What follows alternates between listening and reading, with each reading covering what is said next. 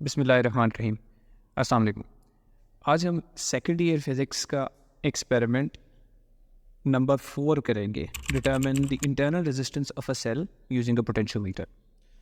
apparatus required is the potentiometer, power supply, वो cell जिसकी हमने इंटरनल रेजिस्टेंस फाइंड आउट करनी है, गैल्वानोमीटर, कनेक्टिंग वायर्स, जॉकी, एक की वन वे और एक रेजिस्टेंस बॉक्स।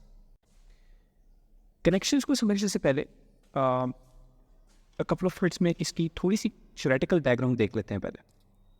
तो ये एक सेल है जिसकी हमने इंटरनल रेजिस्टेंस की वैल्यू फाइंड आउट करनी है। अब इस सेल की जो ईएमएफ है, बेसिकली इसकी जो 2 पॉइंट्स हैं ए और बी, उनके दरमियान ये पोटेंशियल डिफरेंस होगा। अब ये फाइंड आउट कैसे कर सकते हैं ए और बी के दरमियान पोटेंशियल डिफरेंस? हम एक एक्सटर्नली रेजिस्टेंस कनेक्ट करेंगे इसके साथ पैरेलल में। तो रेजिस्टेंस कनेक्ट करने की वजह से उस रेजिस्टर की तरफ करंट ड्रॉ होगा, जिसकी वजह से एक पोटेंशियल डिफरेंस सेटअप हो जाएगा between points A and B. लेकिन हमने इसको ऐसे आइडियलाइज किया हुआ इस सेल को कि ये it is composed of an ideal cell जिसकी ईएमएफ ई है और जिसके साथ एक इंटरनल रेजिस्टेंस लगी हुई है।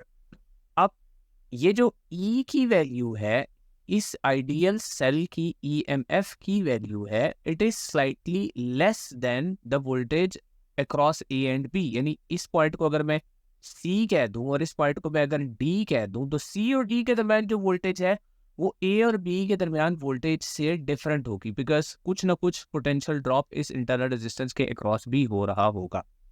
अब हम इसकी इक्वेशन कंस्ट्रक्ट करने की कोशिश करते हैं। First of all, to find the voltage across A and B, तो ओम्स लॉ होगा V across A and B के लिए आई टाइम्स आर कर देंगे।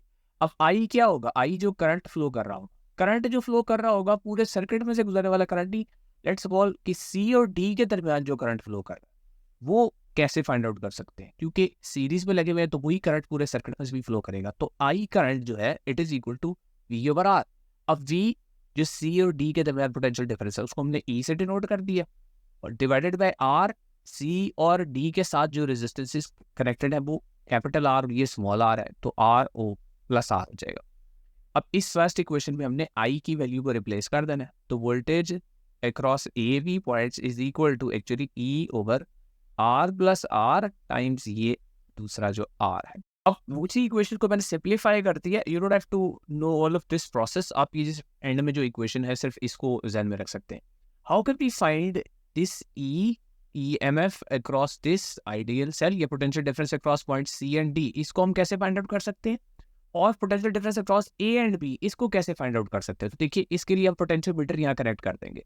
पोटेंशियोमीटर के साथ हम एक पावर सप्लाई का जो पॉजिटिव टर्मिनल है वो वहाँ कनेक्ट करेंगे जहाँ से ये वायर पोटेंशियोमीटर की स्टार्ट होती है, और इसका नेगेटिव टर्मिनल वहाँ कनेक्ट करेंगे जहाँ से ये वायर एंड होती है। इसका मतलब है इसके क्रॉस हम पोटेंशियल डिफरेंस प्रोवाइड कर देंगे, और फिर सेल का जो पॉजिटिव टर्मिनल है इसको भी कनेक्ट कर देंगे वहाँ पर जहाँ पर ये बैटरी कनेक्ट की है, और जो सेल का दूसरा नेगेटिव टर्मिनल है उसके साथ हम एक गैल्वानोमीटर कनेक्ट करेंगे, और गैल्वानोमीटर के साथ एक स्लाइडिंग वायर कनेक्ट करेंगे।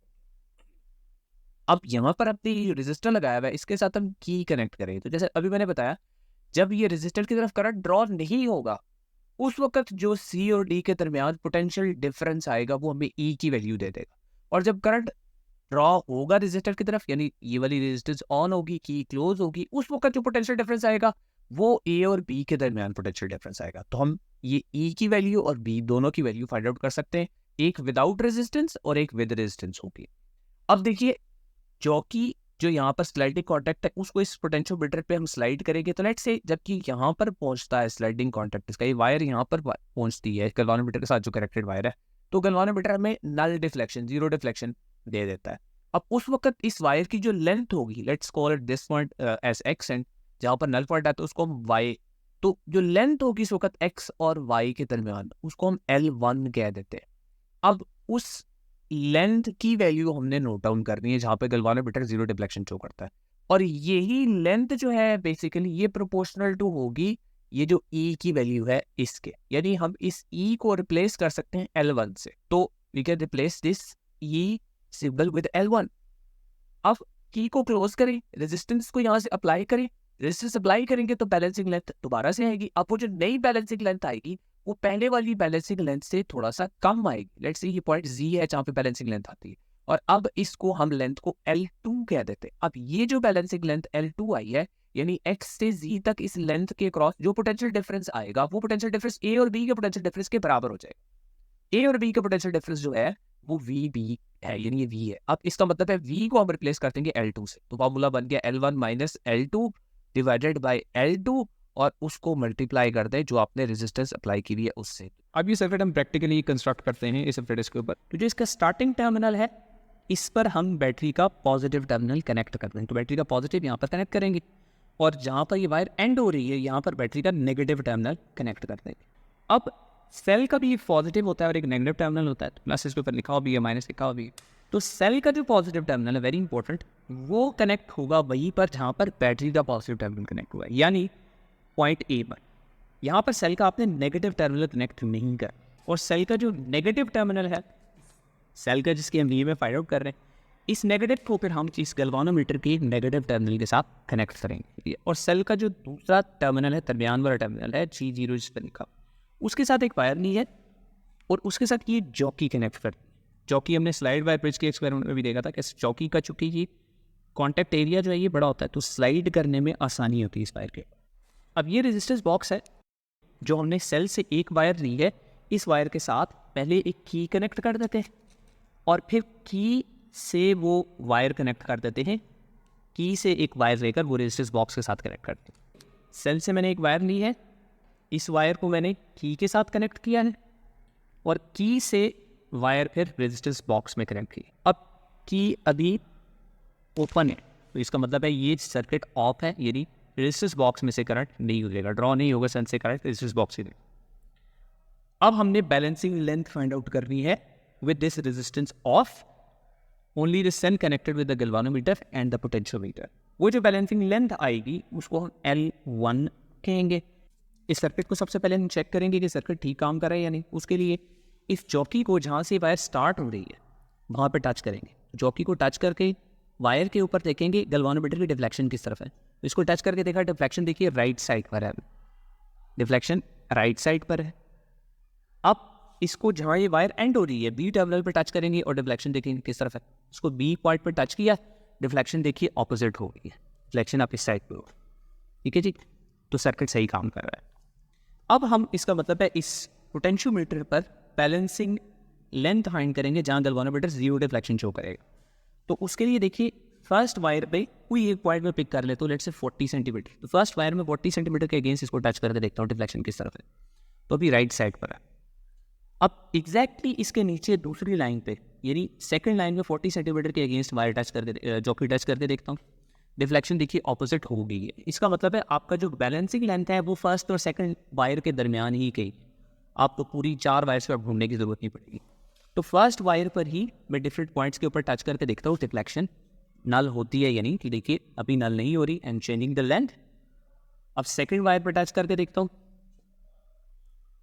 अब देखिए डिफ्लेक्शन स्लो डाउन हो जाएगी, पहले बहुत तेजी से डिफ्लेक्ट कर रही थी नीडल, अब स्लोली हो रही है। इसका मतलब है कि यहाँ करीब ही नल पॉइंट होगा। तो इवेंचुअली एक पॉइंट यहाँ ऐसा आता है जहाँ पर गैल्वानोमीटर हमें जीरो डिफ्लेक्शन शो करता है। तो ये हमें जीरो डिफ्लेक्शन गैल्वानोमीटर ने शो की है सेकंड लाइन पे, और it is eight 77 centimetres.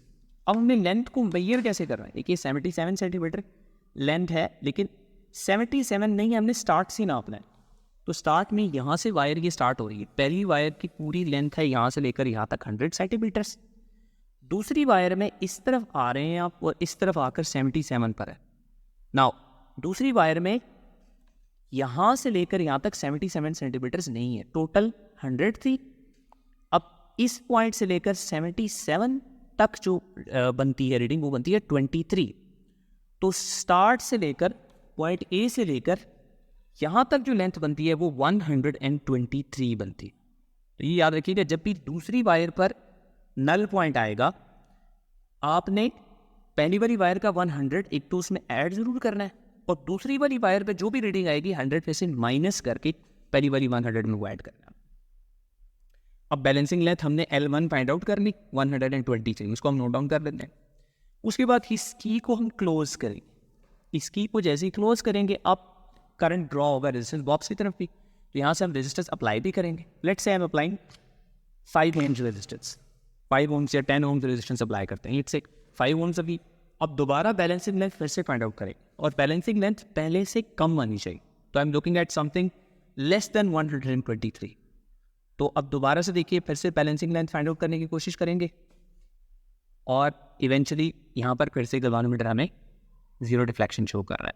Now it is at 80 centimetre against 80 centimetre on the second line. तो पहले वाली लाइन का 100 और दूसरी वाली लाइन का यहाँ से यहाँ तक बनता है 20, तो 120। तो पहली बैलेंसिंग लेंथ आई 123, दूसरी आई है 120। अब हम इसका टेबल देखते हैं और टेबल में फिर वैल्यूज़ पुट करके will try and find the value of the internal resistance of the cell. So first column हमारा बनेगा balancing length L1 which was without the resistance applied.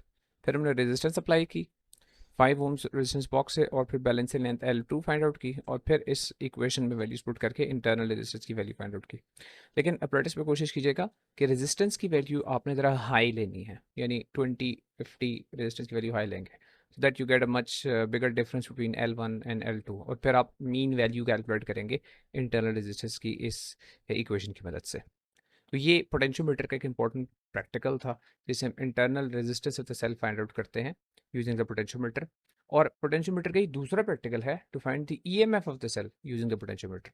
तो उसकी डिटेल में वीडियो आपकी सामने स्क्रीन पे वीडियो आ रही है, इस पर आप क्लिक करके देख के डिटेल से देख सकते हैं। सी यू इन दैट वीडियो इंशाल्लाह।